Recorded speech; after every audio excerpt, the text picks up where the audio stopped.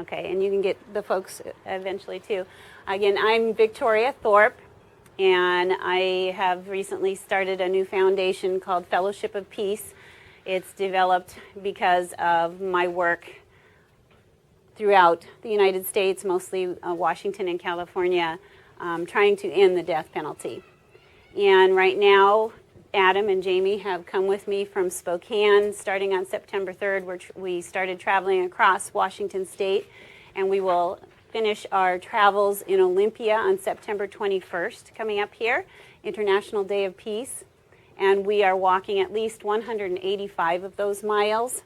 Our trek took us from Spokane down through Walla Walla and across to Yakima, Ellensburg up, and now we're over in the North Bend area and came over to see all of you this morning. And thank you for inviting us. We're hoping to carry the message of ending the death penalty on foot, trying desperately to attract attention to this very desperate life and death need, and at the same time celebrating life. We have our shirts that they're covered up in the rain today, are all wearing that is like the sky. Prisoners dream of freedom. We picked blue because it reminds me of freedom, and when we tie-dyed them, we stood out and people said, "You look like the sky, the clouds," and so it really worked out really well, actually, trying to be identified. It is called the Peace Journey, and we did put that on the back of our shirts, because we're concentrating on everything positive, following in the footsteps of wise leaders, compassionate spiritual leaders of the past who try to put a positive spin on everything and avoid the negative. The only negative word we are using is ending the death penalty. But we are celebrating life. We are promoting compassion. We are trying to hold conversation with folks all across Washington, and we've had many of those, and it's been a very wonderful trip. Non-confrontational, let's just get the conversation going, and it goes quickly. Most people realize that killing other human beings who we have captured and now contain them defenselessly, and then we orchestrate a ceremonial execution, is really barbaric and really kind of crazy when we stop and take the time to think about it. And I think when we visited you all, most all the folks here immediately were, well, of course, this is not something we support. We want to end the death penalty. But we found a lot of folks across the states that haven't thought about it, don't even know that we have the death penalty in Washington State. And this year we have the opportunity of ending that. So it's very important. This is part of the reason we're walking. This is not easy. This is hard. We're a bit of a mess. No showers last night. It's a good thing we're outdoors. The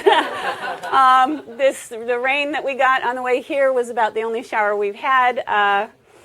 We've been rewashing our clothes, occasionally having a campsite with a shower, and a friend or two along the way that we met and took us in, or that we already knew. So we have gotten washed since the 3rd. But today we're a little pungent, so be careful. And tonight, dear friend Leno is going to let us shower, or he's going to hose us off in the backyard or something first. I'm not sure. But anyways, back to the subject.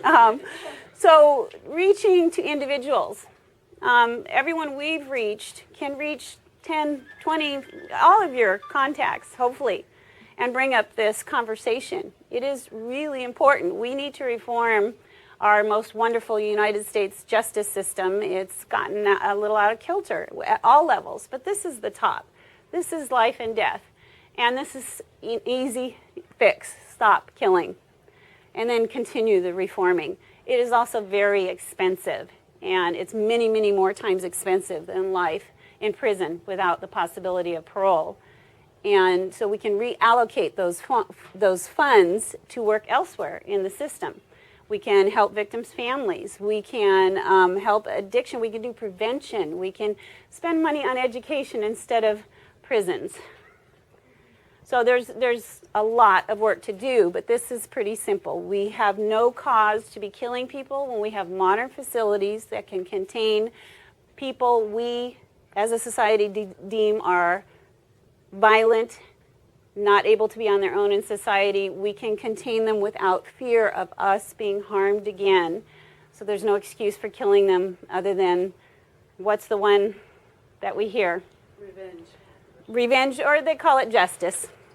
Even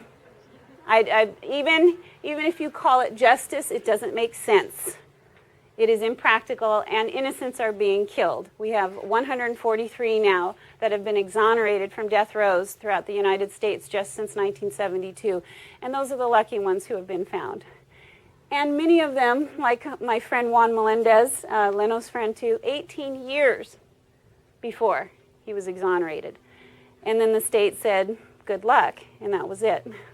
Last week in Arizona, a woman 24 years on death row was exonerated. And the reason I'm doing this, I had to learn the hard way. My sister was convicted of a capital punishment case 18 and a half years ago. And people tell me along the way, the system catches it, the system's going to correct it. She has not been heard once.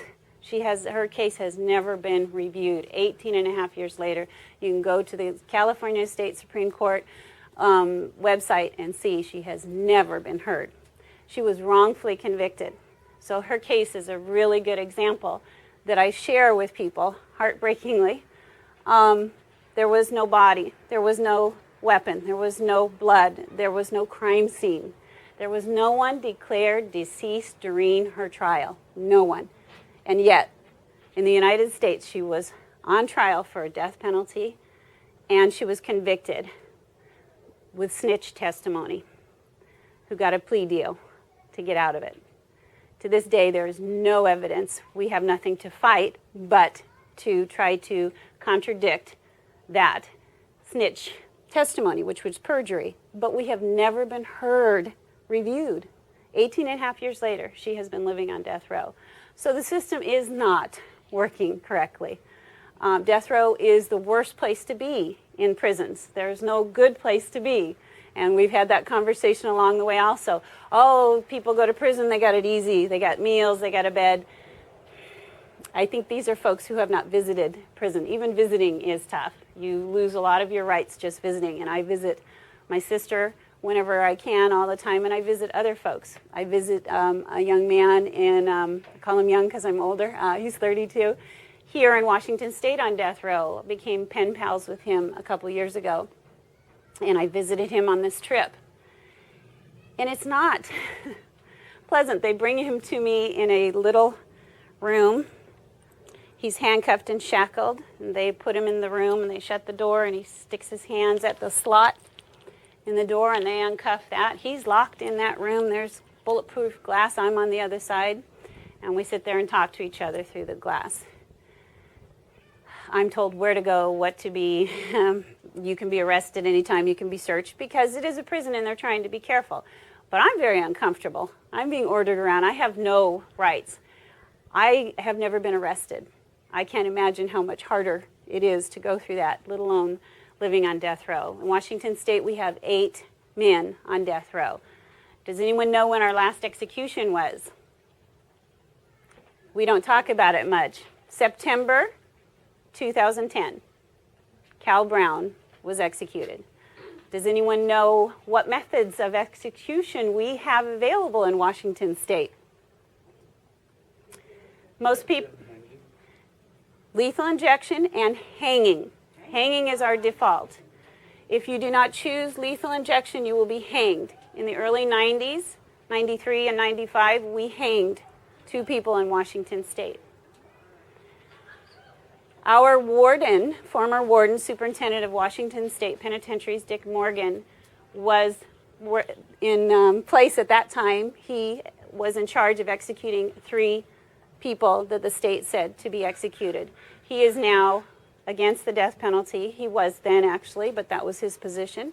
He has testified to the Senate, to the legislators last year, and will again this year, if he can. And he has spoken with us, and we have him on our internet site, too, if you want to go hear him talk about there's no excuse for executing. We can contain people easily and humanely. It's another thing he's asking for, is that we would change it to be more humane. Our men on death row are in solitary confinement 23 out of the 24 hours a day, 5 days a week, and the other 2, it's 24 hours a day. They are trying to change that up, and we need to spread the word and help people understand that we can change this. We can treat people with human dignity and respect. And it will say a lot about ourselves, because we should treat others the way, we claim we're doing, and not treat them the way we're saying they should not treat others. So we are walking, and we'd love you to come out and join us on our last, 7 days, I think? 15th today, 16, 17, 18, 19, 20, 21. So we'll be in Olympia by the 21st, and if you'd like to call, I've got my phone with me, and join us anytime, whether it's just for lunch or come out and walk with us. The more people, the more it becomes visual, and you know how folks are. The more involved, oh, maybe I want to get involved too. So that would make a difference. We'll be doing it whether or not we have anyone join us, because our hearts and our prayers are hopeful spiritually that this will create change, that it will just keep flowing. And we're ending in Olympia because that's where our laws are made and changed. And even though they're not in session now, the peace journey has been symbolic all the way. It's 18 and a half days long in honor of my sister's 18 and a half years of a system that doesn't work. We're walking at least 185 miles, again, symbolizing her journey and my journey, my family's journey with her living this. It's not about Carrie only, though. That's my sister. Hi, Carrie. It's about the 3,200 men and women in the United States who we are treating like this. And most of the civilized, progressive world who have human rights, as we say we fight for human rights, have outlawed the death penalty. And it is time we do the same. Our states are all coming on board, and Washington can be another one that will influence abolishing it in the rest of the country. The population on death row, I'm going to wind up soon, is made of minorities. There's great racial disparity, especially in the South, and we can influence this, but it's in our state too. The mentally ill, low IQ, poor, underprivileged. There is no one on our death rows who has power or fame or money. Representation is extremely important when you get this kind of case brought against you. And when you get public defenders who are overworked and don't have the funds to fight back, you end up on death row. The only reason for the death penalty in the United States anymore is really a career builder. People go out and campaign and say, I'm tough on crime. I'm giving them the death penalty. I'm keeping you safe. It's not true. We can keep you safe by containing people. And oftentimes, many cases I've gone through, the snitch tells on someone else, they go to death row, and sometimes they're the one who did it, and they know it, but they've let them go. There's a lot of these cases. I have a lot of information, a lot of documentation. This isn't my word. I have brought it all with me, too.